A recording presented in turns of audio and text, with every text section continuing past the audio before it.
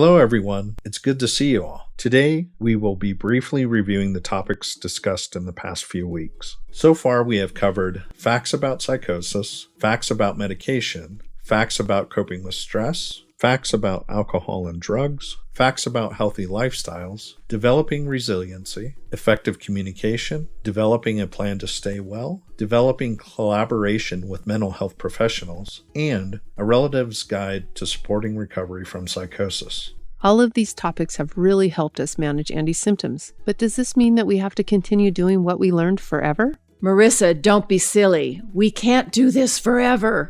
Well, it will be helpful to continue using what you have learned so that Andy can continue to manage his symptoms. Let's review each topic, starting with facts about psychosis. Would anyone like to share what you remember about this? Well, I remember that you mentioned psychosis was no one's fault because we all blamed ourselves. That's correct. Psychosis can happen to anyone and for many reasons, but it is treatable. What major changes have you noticed in Andy prior to treatment and now? I've noticed that he has been feeling more energized, has less unpredictable behaviors, and his depression and anxiety have improved as well. I've also noticed that he hasn't forgotten to take any of his medications, and this helps stabilize the symptoms over time.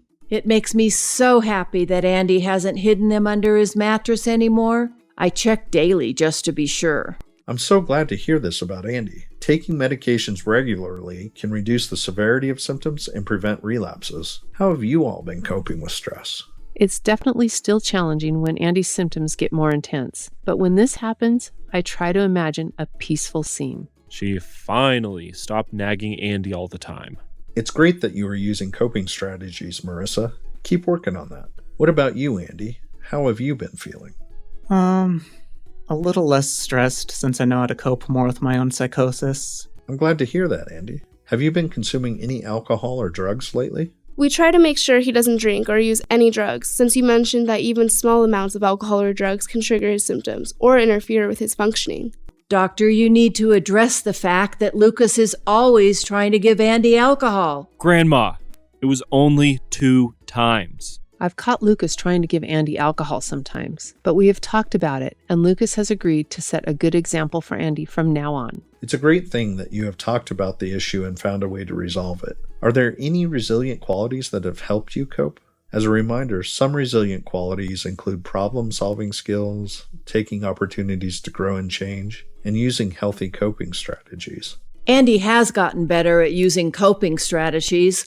One time he punched a mirror, and I almost had a heart attack from seeing his bloody fist and glass everywhere. When these issues were occurring, how was the communication within your family?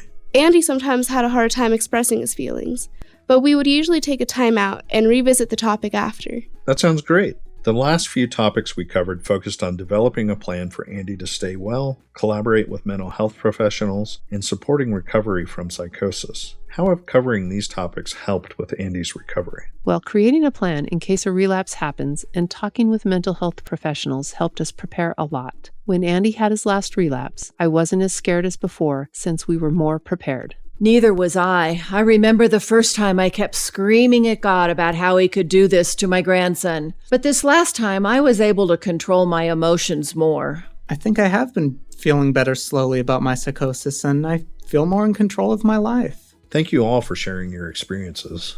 Our main goal was to help Andy work toward having a rich and full life, and to me it sounds like we have made some great progress. Andy, I'm sure that with your family support, you will be able to continue to effectively manage your symptoms.